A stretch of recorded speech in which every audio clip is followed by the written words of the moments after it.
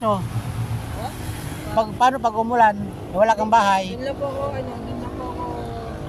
doon lang po ako sumisilong pag umulan. Doon? Kasi yung bahay po namin, ganito yung nangyari. 2012, may nag-comment sa 2012. Sabi ng magnanakaw, pagdating ng 2014, tsaka namin nanakawin yung bahay nyo. Sabi nyo. Pagdating ng 2014, nanakawin niya yung bahay nyo. Oo, ninakaw po. Tapos ninakaw na nung 2014. Pinapagawa po ng tatay ko yung kontador.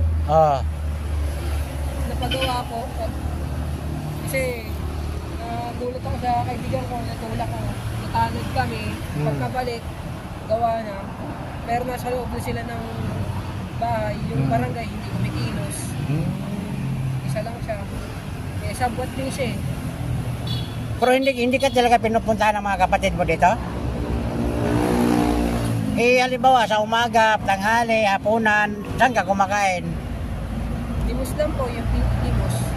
Nagpapalimos ka lang. Pero dati, may trabaho ka dati? Ay, trabaho? Oo. Nasa bahay lang ako dati. Sa bahay ka lang dati? Anong ginagawa mo sa bahay? Ano lang, yung mga tinutupad-tupad lang yung mga tinuutos ng nanay. Tinuutos ng nanay. Pero ngayon, saan ka natutulog ngayon? Dito lang ka sa kalsada? Sa kalsada. Sa kalsada ka lang? Sa labas. Sa labas ka lang? Pag may nagbigay sa'yo ng pera, Yung binibili ko pong pagkain. binibili mo ng pagkain. Opo. Kawawa ka rin pala. Bakit ayaw mong... gusto mo bang gumaling? Opo, gusto. Gusto mong gumaling? Opo. Bakit ayaw mong... gusto mong dadalhin kita sa sa... paggamutan? Humingi po ako ng tulong sa may kapitbahay namin. Opo. Pinausap naman po yung anak ng kapatid ko na hinihan ko ng tulong. Kasi sabi ko sa kanya, di ba, anak ka ng kapatid kong babae. Tapos, sabi ko, bantayan mo na lang yung bahay kung uuwi ka. Tapos kausapin mo yung mama mo para kausapin yung nanay ko tungkol sa bahay. Para hindi kami mahirapan. Kasi nagiging rin yung kapatid ko eh. Natakot siya na maging babaeng kalsadera siya eh. Babaeng laboy. Yung babaeng laboy. Kaya sinat ko yung anak niya.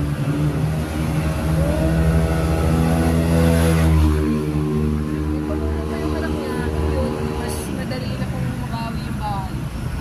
Pero ang totoo po niyan, kasi 2 beses ginawa yung bahay, yung unang bahay, yun yung gusto ng kapatid kong babae. Yung ikalawa, wala na siyang gana kasi mainit na, mahal sa akin. Kaya, medyo na lang yung tema ng buhay niya. Iuwi na lang po kami sa kabilang bahay. Matagal ka na bang nagpapalaboy-laboy? Tagal na po. Mga ilang taon na? 7 years. 7 years na? 7 years na po. Bakit hindi ka binilihan ng mga kapatid mo ng mga gamot para gumaling ka? Pero gusto mo talagang gumaling? Opo. Gusto kong gumaling, kaya alam mo, yung gamot na mga pinapulot ko, na mga tinatapon nila, para po sa cancer ko, hindi ko po alam kung gumagana siya o hindi. Pero gusto mong gumaling? Gusto mong pumunta ng yung sa bahay Ampona na maraming nang manggagamot doon? Para maalagaan ka ba? Pagkain, wala nang problema daw pagkain. May pagkain ka na, may tulugan ka na. Marami naman kayo doon, hindi naman ikaw lang. Yung nireklamo po ako ng nanay ko sa ampunan, hindi po niya tinuloy na ipaampun po ako ron sa daycare center, sa mental. Kasi, doon. Kasi, areglado na daw po. Areglado na daw. Areglado na. Pero ano po yung mental daycare center hospital. Oo. Pero alam mo pala yun. Pero Siya po yung pero madali ka pa gamutin. siya po yung Ha? si mama po yung nagsabi sa sa mental hospital. Oo. Para gumaling ka. Gusto mo bang gumaling ka? O, di isasama kita sa mental hospital. Doon ka muna titira mga ilang buwan. Pag gumaling ka na, pwede ka na bumalik dito sa kapatid mo. Kasi isayang din naman na nandito ka lang lagi, palaboy-laboy ka. Ha? Pwede ka? Hindi ko po alam. Hindi ka papayag? Hindi ko po alam. Kasi marami kang kaibigan doon. Maraming pagkain. Nandun lahat ng pagkain. Pagdating ng kung magaling ka na, pwede ka na bumalik dito. Magtatrabaho ka na. Kasi sabi daw ng nanay ko, pag nakausap ko raw yung, sabi niya pag may nakausap daw ako na type na mga nagtatrabaho sa mental hospital, sabi daw wag daw muna ako sasama kasi hindi pa raw kami magkaaway. Hindi pa kayo magkaaway. Ayaw mo muna sumama. Wag daw. Kung magkaaway na kayo, sasama ka.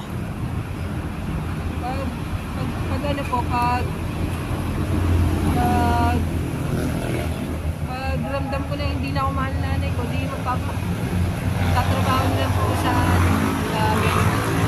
Magtatrabaho ka na lang. sabi ko na lang po yung paggagamot sa atin. Hindi, anong gusto mo talaga? Ihatid kita doon kasi nga libre naman pagkain doon, wala naman problema, may tulugan. Para lang gumaling ka ba? Galing na po kasi kami sa mental, yun yung sabi. Galing ka na sa mental? Kasama ko yung nanay ko. Ano sabi? Kasi lagi kami nag-aaway ng kapatid kong lalaki. Bakit?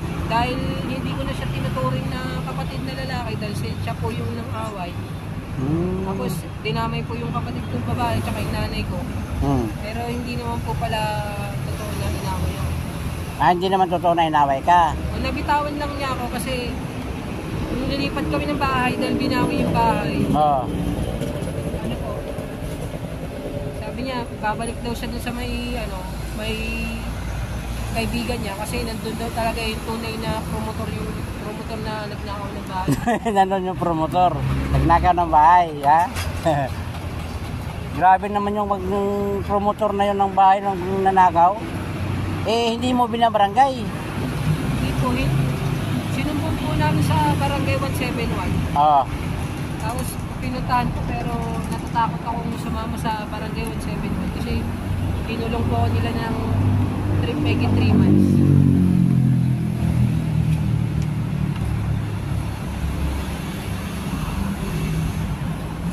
Papayag ka? Punta tayo Mandaluyong. Papagamot kita doon. Hindi, yung sabi ng nanay ko, hindi ko pa po alam. Di, para gumaling ka, para pag gumaling ka na, pwede ka na magtrabaho. Ano ba trabaho mo dati? Ano po, nag-ano lang po, nag-OFW lang po. Ha? OFW, yung mga nangangausap ko ng truck, gano'n. Yung mga truck na nagpapadala sa ibang bansa, gano'n. Di-deliver ka? Hindi po, nangangausap ko ng mga nagdi-deliver ng truck, gano'n. Kinakausap mo yung nagdi-deliver ng truck? Bakit mo kinakausap? Hindi mo, chinachat ko po kasi dahil kapag inilimusan po ako ng mga tao na iipon yung pera, tumutulong po parang tumutulong po yung trabaho sa yung mga tao gano'n, mga nag-aabot, tumutulong na mabayaran yung pera, gano'n po. Pero ayaw mo talaga pumunta mo na sa Ayos, yun po kasi yung sinabi ng nanay ko, wag daw po na sasama kasi nasaan naman si nanay mo? natatakot daw po ako Ha? Natatakot daw po ako. Nasaan daw si nanay mo? Nasa Kingstown 1 po. Restaurant? Saan restaurant? Kingstown 1 subdivision. Ah, Kingstown Subdivision. Saan yun? Doon po siya may kabila pa ganun. Anong ginawa niya doon? Binalikan niya po yung promotor na magnanakaw. Ah, binalikan yung promotor ng magnanakaw para...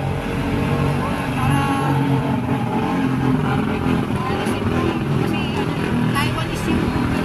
Taiwanese po yung Ha? Taiwanese po yung yung magnanakaw. Ah, Taiwanese yung magnanakaw? Oh, yun po. Grabe naman yung Taiwanese na yan. Pati pa naman dito, no, nagnanakaw na rin yung Taiwanese. Oh, Galing po grabe. yung Taiwan. Oh, Tapos lumangoy-langoy sa dagat. oh, Pagdating po sa beach, sa probinsya, oh. pumasok rito ng gulo. Ay, ibig sabihin, yung Taiwanese, naglangoy lang sa tubig, sa dagat. Tapos tumawid dito. Ah, grabe naman yung Tapos sabi Taiwanese. ng dating kaibigan ko na Taiwanese, Ah, yung talagang nagtuturo sa, kasi may kaibigan po akong Taiwanese na dating nakatira sa island nila pero hindi bumabalik doon kasi nandun siya. hmm. Inaaway sila. Ah, Pumunta rito. ah. Ay, ganito na lang, bukas, umaga, dalang kita ng pagkain. Ha? Tapos, sa hapon, dadalan ulit kita ng pagkain. Eh, kung halimbawa, kung kailangan umaga, nandito na ako alas 7, nandito ka na ba alas 7? The shit. Oo. Opo, nandito lang po ako. Nandito ka lang. Malimos po ako. Okay, tapos pag wala ka pa sa alas 7, hintayin kita dito ha. Ha? Eh kung may pera ako, bibigyan kita ng pera. Para pambili mo ng soft drinks. Ha?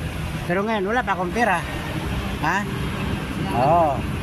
Eh tapos, mga hapon, bukas ng hapon, dadalan ulit kita ng pagkain. Ha?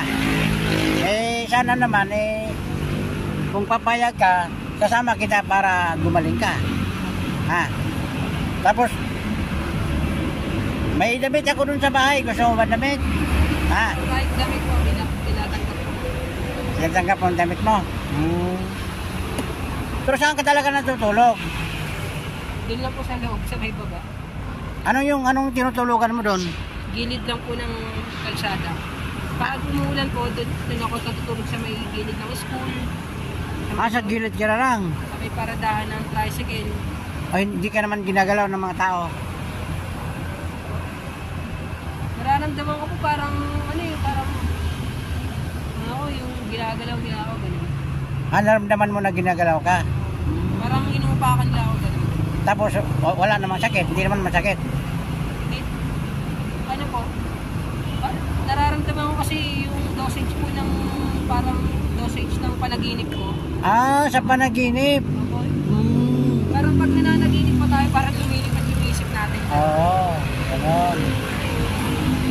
Sige, gano'n na lang ha. Pag may bukas, pag makausap kita ulit bukas, o sa susunod, pag nakausap kita ulit, kung papayag ka, papagalingin kita. Kasama kita sa doon sa rehab para mabigyan ka ng gamot ba sa hospital ba, papa-hospital ka para gumaling ka ng gusto, para makapagtrabaho ka. Kasi bata ka pa eh. Ilang taon ka na? 37 years old na po. 37? 37 ka rin pala eh. Para gumaling ka, saka yung anak mo, may anak ka. Meron. Ilan ang anak mo? 2 po. Babae, lalaki? Isang lalaki po tsaka isang babae. Pinapalaki po siya ng ng uncle ko. Pinapalaki siya ng uncle mo. Ay, yung asawa mo, saan nagtatrabaho? Nasa Paris po. Ha? Nasa Paris. Paris? Saan yun? Ibang bansa po yun eh. Sa Paris?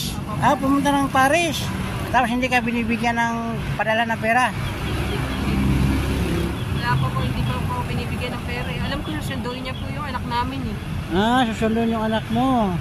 Tapos ikaw, hindi ka susunduin? Hindi. Bakit daw? Kasi binabantayan ko po sila.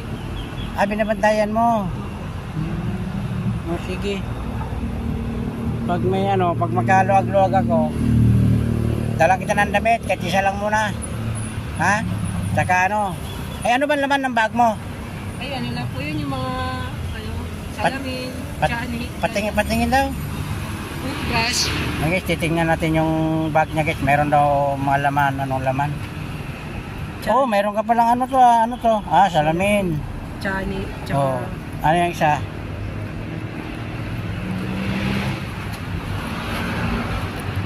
pabango, Oo, may pabango ka pala. Oh. sintong bulak, Oh, ayan, ayan. So, yung laman ng ano niya. Yan. toothbrush. Yun lang po. Yan, ang laman niya, no? Sige, bukas na lang, ha? May short naman ako doon. Dadalang kita bukas ng short, saka damit. Saka pagkain mo bukas, ha? Yan. Sabihin mo sa mama mo, mag-hi ka sa mama mo. Hello. Yan. Tinutulungan po ako ng anong pangalan yun? Kuya Chris? Kuya ano po? Kuya Carlo. Kuya Carlo. Tinutulungan po ako na mabawi natin yung bahay. Ayan. At dali na lang naman yung kasi nakausap. Sinabi ko yung pinapasabi niyo sa anak yung nagbantay ng bahay. Ah. At isa anak ng kapatid ni Melanie na yung kasama niyang isang magnanakaw ng bahay na may asawa. Pasensyahan niyo na yung tulong para makaalaya yung asawa niya. Yan lang. Oh, sabihin mo sa ano, sa mga viewers mo na sana gumaling ka. Sabihin mo ano, hingi ka ng tulong na sana gumaling na ako, hingi ako ng konting tulong para sa gamot. Sabihin mo, paparehab ka mo. Sige. Ano, gano'n na lang ha. Bukas, dadalang kita bukas ha. Ng kahit pa paano, kahit pagkain, saka isang damit mo, saka may short Nakita patak. niyo yung buwang video ni Kuya Carlo, Mama Melay, Papa, nasaan kami ngayon.